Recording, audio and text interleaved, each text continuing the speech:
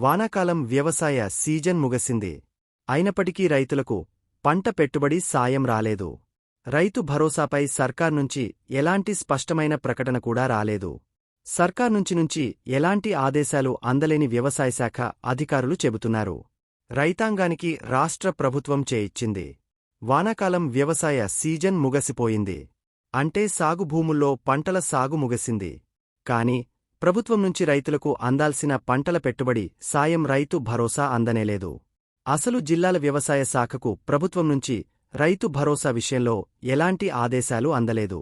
తెలంగాణ కొత్త రాష్ట్రంలో 2014లో తొలిసారి అధికారంలోకి వచ్చిన నాటి టీఆర్ఎస్ ప్రభుత్వం సీజన్కు ఎకరాకు రూ.5,000 చొప్పున 2 సీజన్ల ఖరీఫ్, రబీ కు రూ.10,000 చొప్పున పెట్టుబడి సాయాన్ని రైతు బంధు పేరును అందించింది. నిరాటంకంగా కొనసాగింది.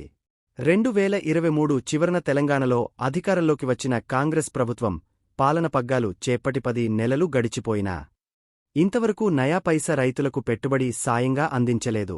రైతుబంధు పేరును రైతు భరోసాగా మార్చి రూ.5,000 స్థానే ఎకరాకు రూ.7,500 చొప్పున 2 సీజన్లకు కలిపి రూ.15,000 అందిస్తామని ఎన్నికల హామీల్లో పేర్కొంది.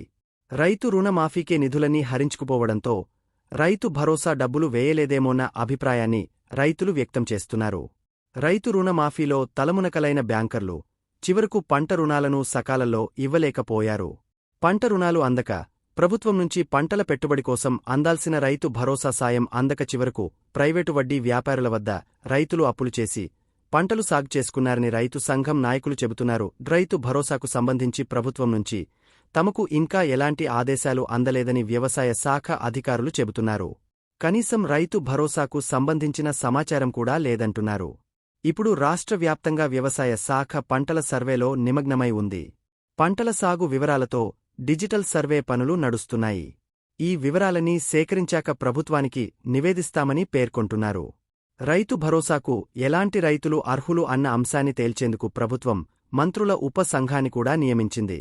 ఈ కమిటీ నియామకైన 2 వారాలకే ప్రభుత్వానికి నివేదిక అందజేయాలని, ఆ నివేదిక అందాక అసెంబ్లీ సమావేశాల్లో చర్చించి నిర్ణయం తీసుకుంటామని ప్రభుత్వం ప్రకటించింది. ఇది జరిగా 2 నెలల గడువు ముగసినా ఎలాంటి పురోగతి కనిపించడం లేదు. ఈలోగా వ్యవసాయ సీజన్ ముగసింది పోయింది. జిల్లాలో 5.42 లక్షల మంది రైతులకు నష్టం. నల్గొండ జిల్లా వ్యాప్తంగా ఈ ఖరీఫ్ సీజన్లో 10.50 లక్షల పైచిలుకు ఎకరాల్లో పంటలు సాగుచేశారు. ఇందులో 5.40 లక్షల ఎకరాల్లో పత్తి పంట సాగైతే 5.10 లక్షల ఎకరాల్లో వరి సాగుచేశారు. గత ప్రభుత్వ హయాంలోని గణాంకాల మేరకు 5.42 లక్షల పైచిలుకు రైతులకు పంటల పెట్టుబడి సాయం అందేది. అప్పటి లెక్కల ప్రకారం జిల్లాలో 2 సీజన్లకు కలిపి రమారమి 1,250 కోట్ల రూపాయలు రైతు బంధు కింద అందేది. ఎకరాకు రూ.5,000 చొప్పున 2 సీజన్లకు కలిపి ఎకరాకు రూ.10,000 అందిస్తే అంత మొత్తం ఖర్చయ్యేది. ప్రస్తుతం ప్రభుత్వం ఎకరాకు రూ.7,500 చొప్పున అందిస్తామని హామీ ఇచ్చిన నేపథ్యంలో 2 సీజన్లకు ఎకరాకు రూ.15,000 ఖర్చు చేయాల్సి వచ్చేది. అంటే 1,875 కోట్ల రూపాయలు రైతు భరోసా సాయం అందాల్సి ఉండింది. కాని సీజన్ ముగసిపోయినా ఎలాంటి సాయం అందకపోవడంతో ఆ మేర జిల్లా రైతాంగం నష్టపోయినట్టేనని అభిప్రాయపడుతున్నారు.